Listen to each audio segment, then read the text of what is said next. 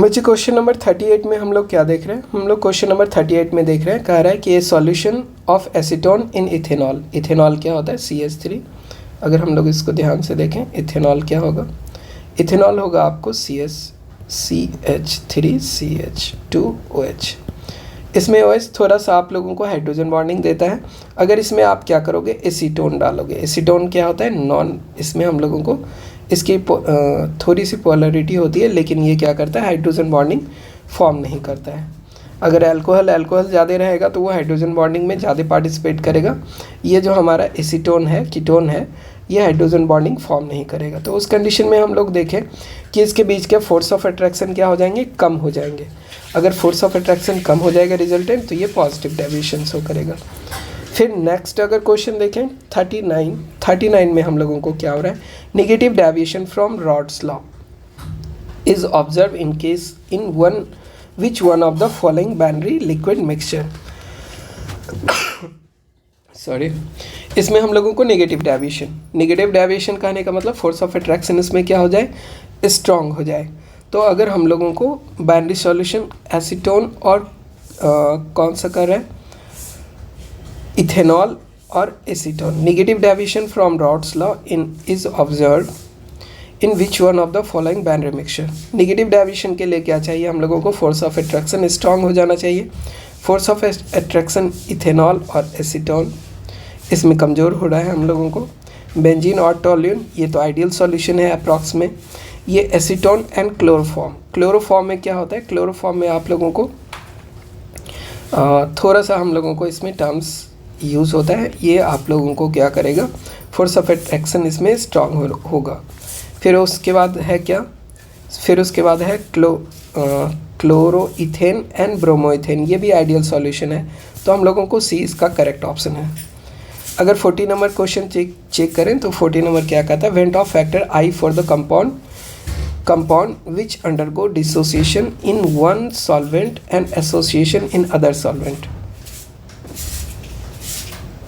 The Van't Hoff factor of a compound which undergoes dissociation in one solvent and association in another solvent, इस condition में क्या होगा? इसमें हम लोगों को ग्रेटर होगा, greater than 1 and less than 1, इसके ऑप्शंस होंगे। आई की वैल्यू अलग अलग सॉल्वेंट में इसकी वैल्यू हो रहा है। एक में क्या हो रहा है? एक में हो रहा है एक में आप लोगों को क्या हो रहा है? डिसोसिएशन हो रहा है।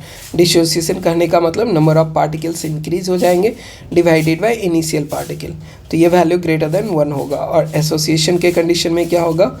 नंबर ऑफ पार्टिकल कम हो जाएंगे divided by initial particle with respect to initial particle. ये हमारा करेक्ट ऑप्शन है। फिर उसके बाद अगर हम लोग बात करें 41 में, तो ये क्या कर रहा है? Unit of equivalence conductance. इसमें हम लोगों को यूनिट क्या होता है? पर ओम सेंटीमीटर स्क्वायर होता है। ठीक है, इसका यही यूनिट है। फिर उसके बाद हम लोग 42 में देखें। 42 में क्या कह रहा है हम लोगों को? 42 में कह रहा है कि which of the following statement is true for electrochemical cell. Electrochemical cell क्या करता है? Hydrogen is cathode and copper is anode. Electrochemical cell, hydrogen is anode and copper is cathode. Reduction occur at hydrogen electrode and oxidation occur at, इसमें हम लोगों को क्या होगा? ये टर्म्स अगर हम लोग ध्यान से देखें तो इसमें हम लोगों को सारे के सारे टर्म्स, जितने भी टर्म्स हैं हम लोगों को क्या है? हाइड्रोजन, अगर हम लोगों को टर्म्स देखें, एनोड पे ऑक्सीडेशन होगा और कैथोड पे क्या होने वाला है? रिडक्शन होने वाला है। कॉपर के साथ अगर हम लोग बात करें तो कॉपर क्या करता है? कॉपर हम लोगों को रिड्यूस्ड फॉर्म में रहना चाहता है, तो उसका क्या होगा?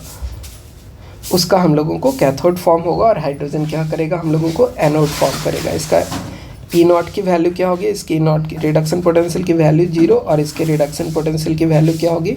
इसके रिडक्शन पोटेंशियल की वैल्यू -0.34। और आपको पता है कि जिसका रिडक्शन पोटेंशियल की वैल्यू क्या होगा? जिसके रिडक्शन पोटेंशियल की वैल्यू हम लोगों को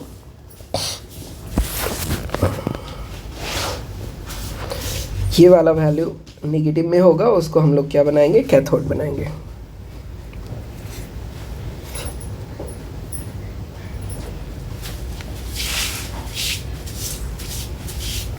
एक मिनट, ये हम लोगों को रिडक्शन पोटेंशियल की वैल्यू इसकी क्या होती है, 0.34 होती है। रिडक्शन पोटेंशियल की वैल्यू हाई है, ये रिड्यूस करेगा और इसको हम लोग क्या बनाएंगे, कैथोड बनाने वाले हैं। इसके रिडक्शन पोटेंशियल की वैल्यू 0, तो ये रिड्यूस नहीं होगा, तो ये ऑक्सीडाइज्ड हो जाएगा। जिसका ऑक्सीडेशन होगा एनोड और जिसका रिडक्शन होगा उसको कैथोड बनाएंगे। नेक्स्ट है हम लोगों को क्वेश्चन नंबर 43। इसमें देखें तो क्या कह रहा है कि ये कह रहा है कि lead storage battery is charged.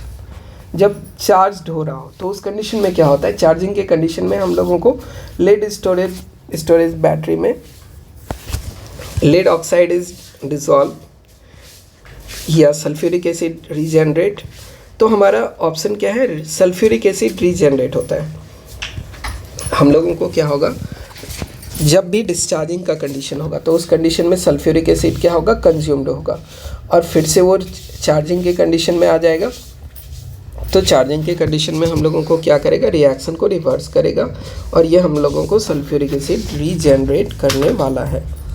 ठीक है, फिर उसके बाद हम लोग क्वेश्चन नंबर 44 देखें तो इसमें क्या कर रहा है, क्रोजन इज़ अ बेसिकली, ये हम लोगों को इलेक्ट्रोकेमिकल फिनोमेना है, ये ऑप्शन है वैल्यू। फिर उसके बाद 44 का तो ये आपको डायरेक्ट फैराडे का वैल्यू पूछा हुआ है, 96500 कूलम पर मोल, ये वैल्यू होता है इसका करेक्ट वैल्यू।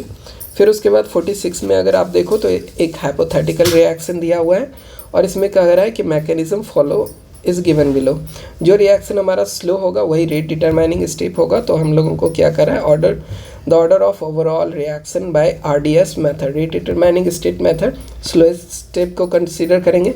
इसमें आप लोगों को क्या दिया है, बी के यहाँ पे 2 थे, बी के यहाँ पे ये भी 2 थे, तो इसका बी का ए ही चाहिए। तो इसके लिए हम लोगों को क्या करना होगा, हाफ B2 करना होगा प्लस A2 प्लस B2, ये रिएक्शन होना चाहिए। तो हाफ के लिए क्या होगा, पावर ऑफ कॉन्सेंट्रेशन हाफ हो जाएगा और इसके लिए पावर ऑफ कॉन्सेंट्रेशन क्या हो गया, हाफ प्लस 1, तो ये वैल्यू हो जाएगा 3/2 = 1.5। ठीक है, तो हमारा आंसर क्या होने वाला है, 3/2 ही ऑप्शन है, तो 3/2 हमारा करेक्ट ऑप्शन है। फिर उसके बाद देखिए क्वेश्चन नंबर 47, ये क्या कह रहा है, chemical reaction occur as a result of collision between the reacting molecule, therefore the reaction rate is given by, reaction rate इसमें क्या हो रहा है, इसमें हम लोगों को collision, chemical reaction occur at a result of collision between the reacting molecules, therefore the reaction rate is given by। Reaction के लिए हम लोगों को क्या चाहिए, रिएक्शन के लिए हम लोगों को चाहिए कि फ्रीक्वेंसी ऑफ कॉलिजन तो हमारा ठीक हो, फिर इसके साथ साथ क्या हो, जो मॉलिक्यूल कोलाइड कर रहा है उसकी थ्रेशोल्ड एनर्जी भी हाई होनी चाहिए। तो इसमें देखिए ऑप्शन क्या कर रहा है, ऑप्शन कह रहा है इसमें total number of collision occurring in a unit volume per second. फिर उसके बाद fraction of molecule which possess the energy less than threshold energy, effective collision में ये कंसीडर नहीं करेंगे। फिर उसके बाद सी नंबर ऑप्शन देखते हैं, total number of effective collision which have enough activation energy. Chemical reaction तो हम लोगों को कब रिएक्शन कंप्लीट होगा, जब रिएक्शन में इफेक्टिव कॉलिजन के साथ कोलाइड करेगा, मतलब कि जिसके एनर्जी भी हाईएस्ट हो, हाईएस्ट नंबर ऑफ कॉलिजन भी हो और उसके थ्रेशोल्ड एनर्जी भी सफिशेंट हो।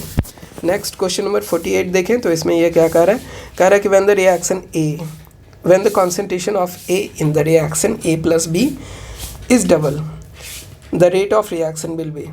इस रिएक्शन में अगर हम लोग कॉन्सेंट्रेशन ऑफ A को इंक्रीज करेंगे तो इसमें क्या होने वाला है, इसमें हम लोगों को ये रिएक्शन में हम लोगों को टर्म्स कॉन्सेंट्रेशन ऑफ, ये क्या करें, when the concentration of A in the reaction is double, the rate of reaction will be. Rate of reaction हम लोगों को इसके ऑर्डर ऑफ रिएक्शन तो दिए हुए नहीं है, अगर ये एलिमेंट्री रिएक्शन अगर कंसीडर किया जाएगा तो अगर इसके रेट ऑफ रिएक्शन को कंसीडर करें,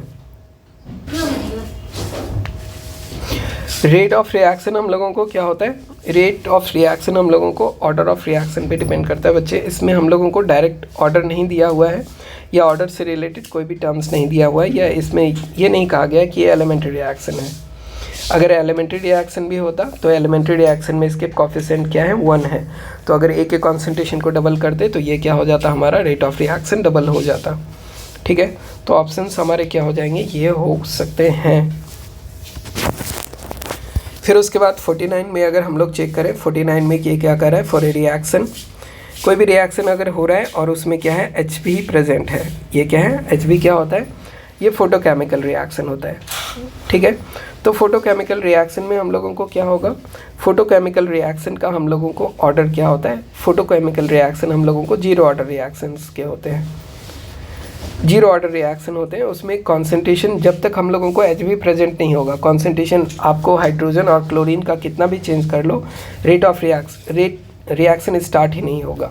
तो हम लोगों को फोटोकेमिकल रिएक्शन क्या होते हैं, जीरो ऑर्डर रिएक्शन के होते हैं, जीरो ऑर्डर के होते हैं। ये किसी भी फोटोकेमिकल रिएक्शन के लिए सही है।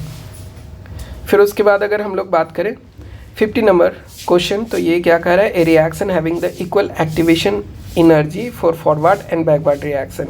तो उस कंडीशन में हमारा क्या हो जाएगा, डेल्टा H की वैल्यू क्या हो जाएगी, डेल्टा H की वैल्यू हम लोगों को 0 हो जाएगी। तो इस तरह से हम लोग सारे क्वेश्चन को एक बार डिस्कस कर चुके हैं। ठीक है बच्चे, आज के इस लेक्चर को हम लोग यहीं पे स्टॉप करते हैं। बीच बीच में आपका ये ब्रेक भी हो गया, तो इसको हम लोग पार्ट वाइज देख लेंगे। ठीक है।